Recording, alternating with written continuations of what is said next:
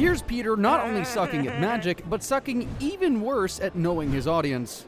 Is this your card? I don't know. Was it a red card? I don't know what red is. Ta-da! And here's the time Peter aced learning how to fly with a wingsuit. Oh my God, I did it!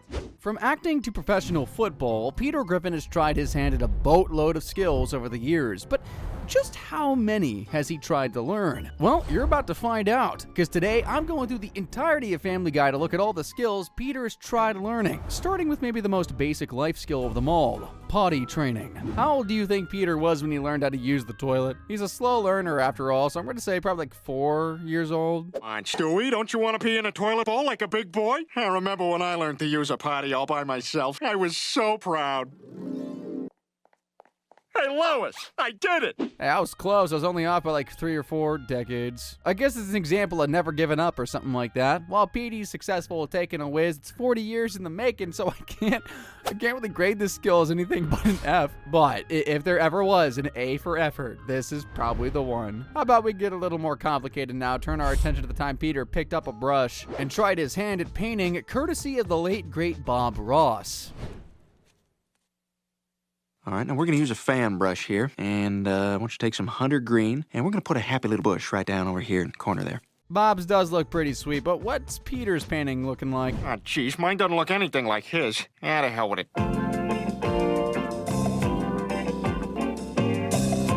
Well, I didn't expect Peter to do an exact copy of Bob's work, but I also didn't expect a realistic portrait of the Family Ties cast. Don't worry, I had to Google them too. It's like a 40-year-old sitcom. Might not be what Bob was painting, but it's actually a little more impressive in my book, so for that, I'm giving Petey a B. For Bob Ross, I won't do that for all of them. Now, though, it's time for Peter to turn toward another one of the arts. This time, it's music, or the piano to be precise. But the catch is, he's only any good when he's completely blind drunk. I think we found his mute. Oh my God, you can only play the piano when you're drunk. That's not true. I can also vomit, fall down, and make dirty calls to your sister when I'm drunk. Of all the years Lois has been working her part-time piano teaching job, she's never had a student who could be a champion pianist. But now she thinks her husband is the person who will get her that crown. But to be sure, she does a test show at the Clam.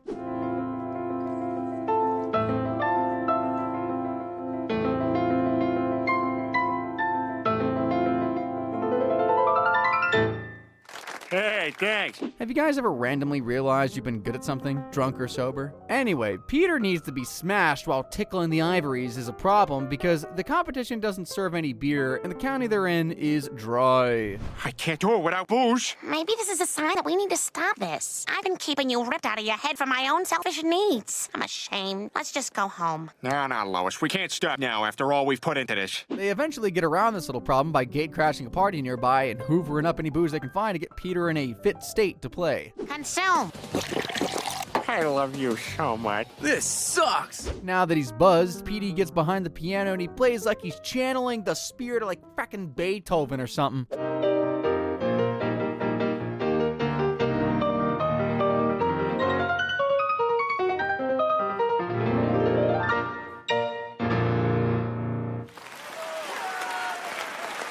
Peter becomes a champion pianist, Lois gets her trophy, and, well, he loses a few brain cells. Sounds like everyone's a winner. In terms of a grade, I think this one's an easy A. It's one of the easiest A's I'll probably give out all video. The first few skills we've seen aren't the most action-packed, so let's kick it up a notch now as we take a look at the time Peter got his jousting shoes on. It's a pretty wild skill to learn, but it's all part of Petey's big dream. You see, when he was a young man, he was out of his mind on drugs and jumped off a castle at the Renaissance Fair. I wandered around for hours and somehow ended up at the Renaissance Fair. I can fly! Oh my God! I was saved by the one and only Black Knight of the Quahog Renaissance Fair. And since then, he's always wanted to work as a knight at the fair. Now's the perfect chance for him, too, because he just accidentally killed his boss at dinner. He's dead. He heads on down to the fair to try and become the knight he's always dreamt of, but let me tell you, it's not plain sailing. God, not what it takes to be jousters. Well, if you're gonna joust, you gotta want it. Let me hear your war cry. Is that the best you got, you pile of crap? Yes, from an early age, my parents discouraged loud noises. On second thought, if Mort is the competition Peter's going to be up against, then the job is as good as his. While taking part in the apprenticeship, Peter gets to meet and speak to the famous Black Knight, but he's not as heroic as he remembers. I don't know if you remember, but when I was a kid, you helped me get my life back on the right path. Ah, damn it! Look, I'm busy, all right? Oh, okay, I'll come back later. Damn rookies. He's a downright jerk is what he is. While Peter deals with the cold shoulder from his hero, he tries bringing his jousting skills up to speed, but he's not exactly a natural. The toast is ready. I'll get it, Lois. There you go. Peter, maybe you should bring your lance to the table. He's gonna have to get up to scratch soon enough, though, because the Black Knight is not happy when he finds Peter schmoozing with his girl. What the hell? Oh, God, Peter, play dead. Curl up in an air spool or something. What's the problem, BK? I don't like you. I don't like your face, and I don't like you hanging around my girl. I don't ever want to see you here again. Oh. Peter gives up his dream of becoming the next knight and goes to watch the final jousting competition to see if anyone can topple his jerk of a hero. Oh, God, I forfeit. Well, that's it, folks. Looks like the Black Knight is out of challengers and is once again undefeated. Hey, what's your fat ass doing here? Mort is no match, and the knight looks like he's about to remain undefeated. But that's when he spots Peter. I thought I told you never to show your face here again. Hey, we're just watching, all right? I don't want any trouble. Well, you got trouble if you don't beat it. Listen, buddy. I said get lost. There's gonna be trouble, all right, but for you, BK, because Peter suits up and is about to get his joust on. Oh, my God, I'm gonna die. Oh, to the owner of a yellow Hyundai, your car is being towed. What? I won. Oh, Peter, that was amazing. You were so brave. He might have gotten an assist, but he leaves the Black Knight eating dirt as he's now crowned the new knight of the Renaissance Fair. He's offered the role of lead jouster, too, with a chance to tour around the country, but he declines. No thanks, Coach. I've lived my dream. And besides, my life is here with my family. Mom, what's Dad gonna do for a job? Oh, it'll be okay, Chris. Considering he beat the guy who was undefeated for at least a decade, I can't give Peter anything less than an A here. He aced this skill and might be one of the best jousters in the frackin' world. To be fair, there are only like 6 of them, but still, we might have seen him lose his job in the last episode, but he gets a new one at the very next one when he becomes a fisherman. But before that, he's been so down about being jobless that he's let himself go, like way worse than usual. Peter, this is ridiculous. I know you're upset about losing your job, but you've been sitting on that couch for 2 weeks. I have not, Lois. He's right. It's actually been more like, 13 days. To get him out of his slob state, Brian takes him on a walk with a forklift truck.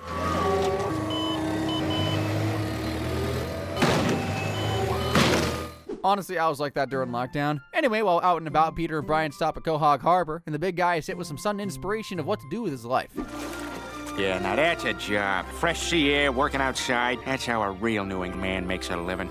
He's a man of his word, too. He sheds the weight, buys a boat, gets the guys on board as his crew, and all of a sudden, he's turned that big frown upside down. Yes, boys. The SS more powerful than Superman, Batman, Spider-Man, and the Incredible Hulk put together. The name needs a little work, but all in all, you can't say he's not done a good job at getting his life back on track. There is one little detail I forgot to mention, though. He used a loan shark to stump up the cash for the boat, which means if he's a fishing dud, it's bye-bye Spooner Street. Wow, so how do you do it? Oh, you're very nice to ask. Well, first I hang the old worm out there. They usually go for it, so I jerk them around a little. They fight for a while, and then they just lay back and accept it. How about we get together later? Okay. It's not looking good, let me tell you that. Even the other fishermen in Quahog are poking fun at Peter, and the loan shark is so convinced Pete won't be able to pay them back that he already starts repoing his stuff. Well, that's the last of the furniture. No TV. I miss my friends. To try and pay off his loan and to save his reputation as a fisherman, Peter figures he's got to try and track down the legendary fish, Daggermouth. It's killed many a man and has escaped every foolish fisherman that ever dared to try and catch it. Will Peter be any different? Well, he's gonna try. Big guy. What are you guys doing here? We're gonna help you kill the fish. But this is gonna be dangerous. We could all die. Oh, come on, you're our best friend, Peter. Besides, I can remember a time you saved all our butts.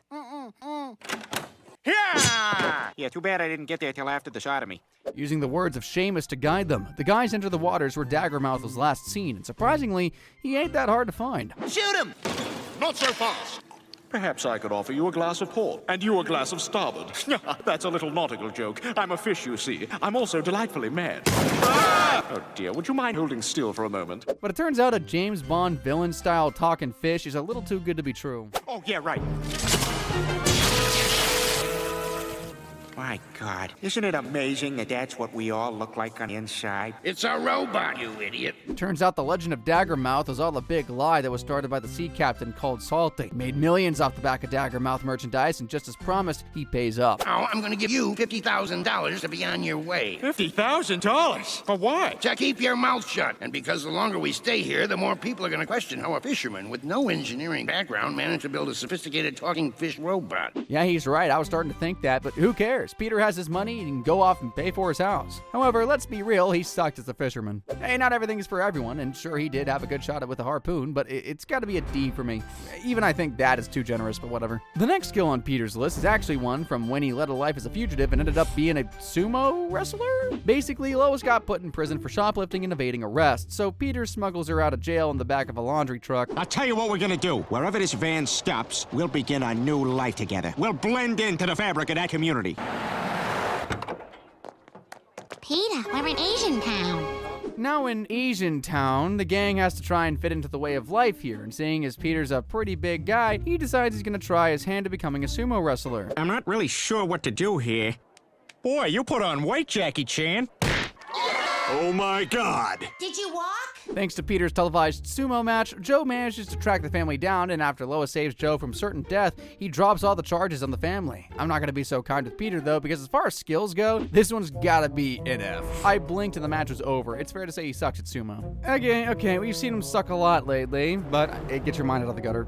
So how about a skill that on paper Peter should be pretty good at? Being a football player. He finds out that he's got some talent in a pretty unorthodox way. Either my esophagus just got shorter or I'm about to throw up.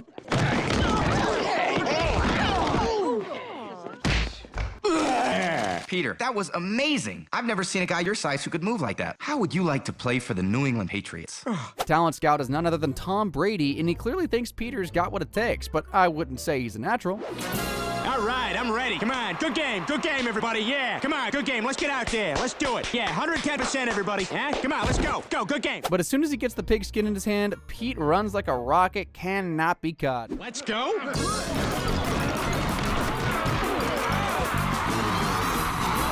The team don't realize how good the secret weapon they have is, but Peter keeps proving he's a touchdown machine. There might be some hope for this guy after all. Yeah. Griffin, I said no showboating. Like Joe from earlier, the power of being a big shot goes to Peter's head, and the Pats end up trading him to the London Silly Nannies because of his constant showboating. And when Peter lands, he calls Brady up to challenge the Pats to a one-off game. You're going down, Brady. You're the one who's going down, Griffin. Ah, what the hell? Who knew Jay Leno had it in for Tom Brady? Anyway, the Silly Nannies don't like the look of the Pats, and the entire team abandons Peter on the field, leaving him to try and win the game all on his lonesome. Well, I'm still here, you bastards, so let's do this. Oh, hey, Brady, you gonna gloat and call me a loser now? Actually, Peter, you're not a loser at all. What you did just now was pretty ballsy. Yeah, he's a good football player, but he's not a miracle worker. Brady respects Peter for standing his ground. They make up, and Peter and the family head on home to Spooner Street. There's no denying here that Peter has some serious talent, and while he's super raw and a little bit cocky, what he showed in that episode is easily worth an A. Honestly, Peter would start for the Raiders. That's not saying much, though. I'd start for the Raiders out of this season's display. So far, we've seen Peter tackle all sorts of skills, some super tough. The next one on our list ain't that tough, though. Because here's the time Lois taught Peter how to read. Hey, Lois, what's this word? Evil. And this one. Knievel. And this one. Was. And this one. Born. And this one. In. And this one. Montana. Did you know that Evel Knievel was born in Montana? Okay, so he needs a little help, but he is learning. Still, it's a skill that he probably should have already learned a few decades ago, but it's not as bad as not knowing how to use the toilet, so I reckon we'll give Peter a D here. But he already knew that was coming because the big guy is actually psychic. Or he thinks he is. I mean, it might not be a skill at all, but I'm not qualified enough to answer that, so I'll let you guys decide. You see, just by asking very general questions that would apply to most people, a person can appear to have inside knowledge about you. I'm also sensing that you have a dead relative. My husband died of cancer last year. Oh my God, awesome. Okay, I'm sensing some other bad stuff. My daughter was just in an accident. Sweet, high five. Normally, this would just be a cutaway or Peter goofing around, but he seriously thinks he has psychic abilities and he starts performing his own readings. Quagmire, clear your mind. Ooh, soft hands. Clear your mind, remove all traces of unease and doubt, and I will tell you your future. What is it, Peter? You will die in a plane crash and be reincarnated as a prophylactic.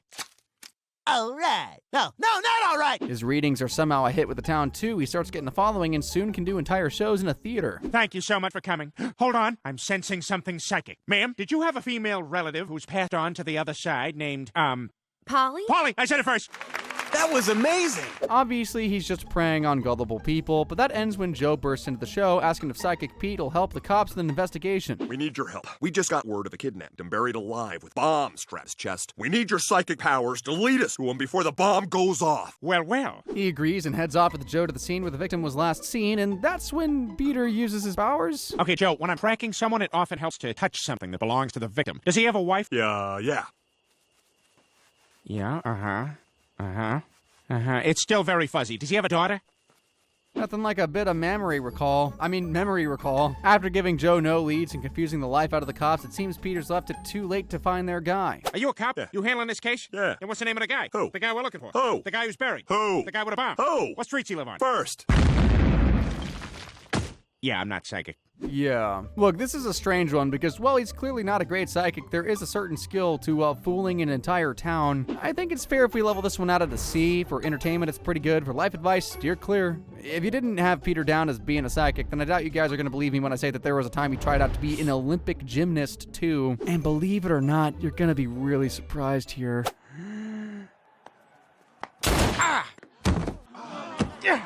You did it, Peter. Why'd you shoot me? Because I'm weird, creepy coach. Now let me give you inappropriate personal shower while I smoke and forbid you to see parent. Somebody should look into this sport. Because he's actually really good. Who knew the big guy could move like that? He even finished his routine while literally being shot, so for that alone he deserves an A. But will he manage to get as good of a grade when he decides to turn to the singing profession? Yeah, you heard me right. Has Pete got a set of pipes on him? Well, we find out in the episode Into Harmony's Way when he and Quagmire accidentally harmonize. Take it up here. Wow, we sound amazing together. So the answer is, yeah, the boys club together and form a duo. But before they can take to the stage, they gotta write some of their own tunes. How about this? Every food tastes good with melted cheese. I like twins unless they're Siamese. There you go, now we're jazzing. Mort hears the boys when they drop by his store and decides he's gonna become their manager, getting them their very first gig.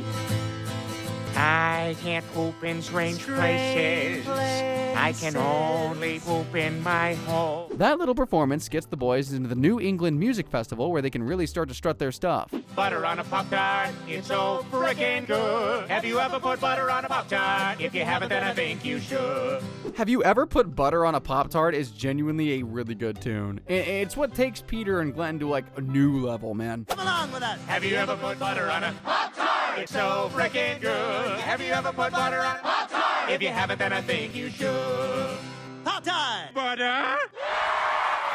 After their big performance, a new manager offers the boys his services and they fire Mort just like that. Hey, the music business is ruthless. Plus, this new manager secures them a tour around America. They're basically Simon and Garfunkel now. Get out of the left lane, you stupid Asian bitch. I don't even know why you are there. Well, with a little more attitude, anyway. After their tour, they step into the recording booth and get to work on their first album. Honestly, the boys are superstars. Dress is prettier than my wife. I could kill my family with a knife. We'll sail around the world by ship. I'll give my whole wad as a tip. But first I'll kill my family with a knife. Spending this much time together starts putting the boys into some serious pressure, though, and they begin to rub each other the wrong way. And it all comes to a head on the Conan O'Brien show. All right, that's it. We're done. Do you hear me? I quit. Without Quagmire, there's no more shows, albums, or music, really, so Peter has to go back home with his tail tucked between his legs to the family he abandoned. So sorry that I left my family, that I decided to roll. Peter, what are you doing here? Me and Quagmire kind of had a falling out. Patches things up with his fam, and just in the nick of time, but who else but Quagmire shows up to get in on the action? You think you can forgive me? Oh, Quagmire. Well, I'm glad to have you back home for Thanksgiving, Peter. And I'm glad to be here. There's nothing like a bit of brotherly love. Music can do strange things, all right. To be fair to Peter, though, he's got one hell of a voice on him, so this might be the strongest A I give out today. If Petey wants to branch out into some European markets, let's say, then he's gonna have to learn the lingo. And that's exactly what he does in the episode Take My Wife when he tries learning French. Although I don't think he's using them properly. I would like to hear the specials. Je voudrais entendre les spéciaux. I would like to hear the specials. Where is the Eiffel Tower? Où est la Tour Eiffel? I would rather hear the specials. I don't think Peter's got it in him to be a polyglot. It's not like I didn't see it coming. Do you guys remember the time he struggled with French in season 3? In French, when you want to say yes, you say oui, oui. You gotta be kidding me. Oh my God, that is hysterical. Oh man, and what do you say for no? Doo-doo? Hey, I'll be right back. I gotta go take a wicked yes. Some things aren't for everyone, and that's fine. Peter's still got plenty of talent in the tank, although I'm not sure you'd call this next skill a talent per se. That's because in 2026, if you've got some free time and you're a white dude, there's every chance you got yourself a podcast. And in Peter's Def Jam, Peter and the guys set one up in the Clam. Hey there, the net. Welcome to the first episode of Thanks for the Clamory. I'm here with Glenn Quagmire. Hi. Cleveland Brown. And... Hello?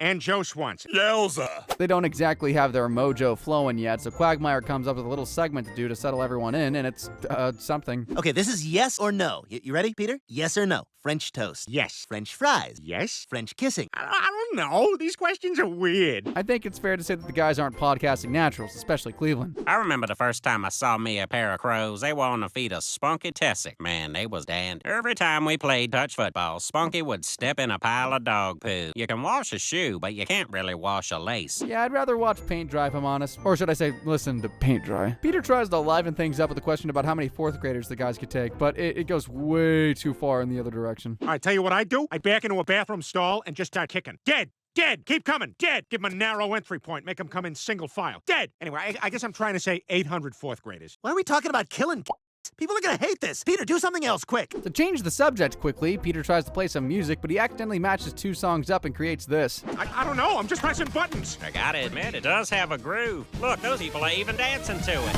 Every gambler knows the secret to surviving. Keep smashing buttons, and you know what? He kind of starts to sound like a killer DJ. I accidentally started Chris's birth video.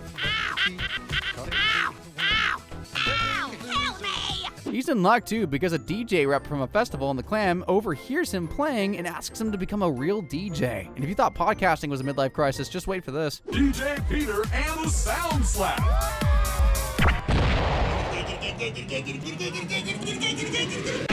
Give it to him. Shut up, man. Shut up. Hey, that type of music just isn't my scene. But those guys on the dance floor seem to be jamming with Peter's work, so who am I to judge? Roadhouse. Roadhouse. That's nasty. That's nasty. This place is awesome. Totally. While working at the club, the owner of a brand new electric music festival scouts Peter and makes him their headliner as an actual big shot DJ. The only downside is, Pete's been exposed to a lot of loud music lately, and he's gotten some short-term deafness, which means he can't make the beats for the festival, so he has the guys cue his work up for him, but when he goes to press play, he accidentally misclicks. Here we go. No, Peter, not that one! Audible.com presents Are You There, Vodka? It's me, Chelsea, as read by Chelsea Handler. Peter, that's the wrong track. Yeah, pretty good stuff, huh? Nothing says dance the night away like an Audible ad, which is pretty ironic considering it isn't Audible for Peter. Everyone leaves the festival and Peter has to hang up his DJ decks for good. This is a tough one to gauge because on one hand he was actually good, but on the other hand he ruined a huge festival. Plus he got the early podcasting part to think about too, which I'm including, so I think on balance he might scrape by with a C. So far we've seen Peter try his hand at a few sports, from wrestling to professional football. Well, how about America's favorite pastime, baseball? It's definitely football, but I had to make a segue somewhere. He's got the perfect opportunity too when he wins tickets to a baseball camp. How exciting, Peter. A weekend trip to Boston. Best part is, I don't even have to get on a plane. It's not just any camp either. It's at Fenway Park of all places. So Peter's heading to Boston. He's got an extra ticket with him, and let's just say all the guys are pitching to come along. Get it? Pitching? I'll let myself out again. Maybe you'd wanna... Peter, before you answer him, I've got that murdered jogger's Discman you wanted last week. Still bloody. Hi, Peter. You know how you like $40 cash? Well, here's almost $40 cash. Guys, look, I know you all want to go. I need a little more time to figure this out. Peter's worried about not being the most talented at baseball, so doesn't want to take any of the guys with him. In fact, he decides he's going to take Lois instead. That way, no one's feelings are hurt, and Peter won't be showing up on the field, but he might have just made a huge mistake. It's Yes. Did you see that, Peter? I'm doing it all. Damn it, this is supposed to be my weekend. The only way Peter's gonna make up for this embarrassment is if he can perform on the field. When the coach puts him on first base against Lois, he goes way too far.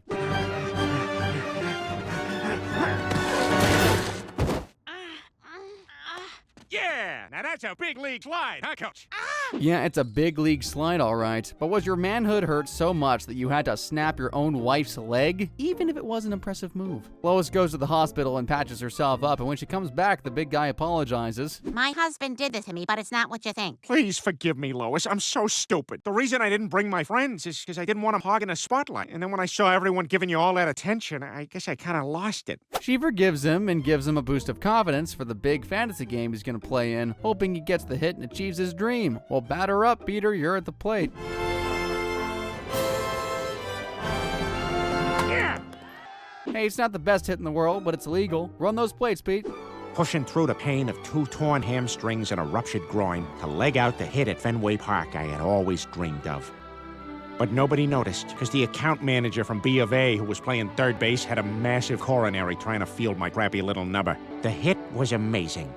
Not only did Peter get the hit, he got an inside-the-park home run. There's only been 48 ever in Fenway history. Sure, the guy had a heart attack who was fielding, but let's not take it away from Peter. So for me, he gets a B for baseball and bad husband. Peter's already tried his hand at playing the piano and singing, but he's not done with his musicality just yet, because he's about to try his hand at a new instrument, one he's never heard before, the violin.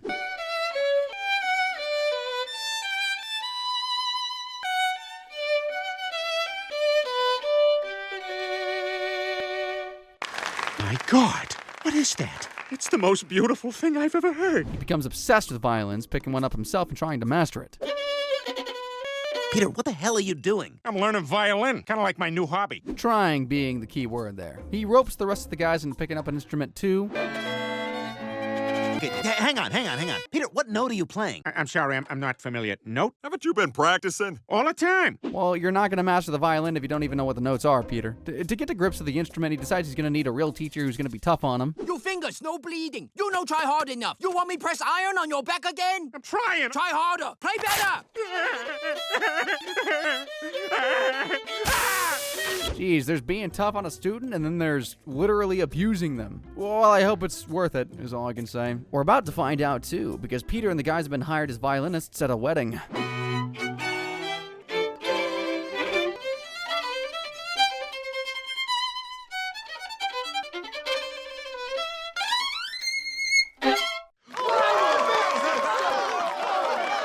Now that is what a bag full of burns and bleeding fingers can do to a guy. Considering he's a class violinist now, you'd assume Peter would want to get some bang for his buck and do this gig full time.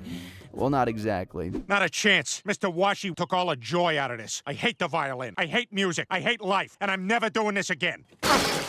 All right, guys, let's go drink a bunch of free booze and be a huge presence in the wedding photos. It sure didn't start out pretty for Peter, but you gotta hand it to him. His hard work did pay off, so I gotta not only give him an A for effort, but an all-around A, too. Of all the skills we've seen Peter try and learn today, I think the next one is the most left field. The time he becomes a bomb diffuser. Most big guys around Peter's size are pretty clammy, sweaty. For the most part, Peter's managed to avoid that stereotype. That is until the episode Start Me Up.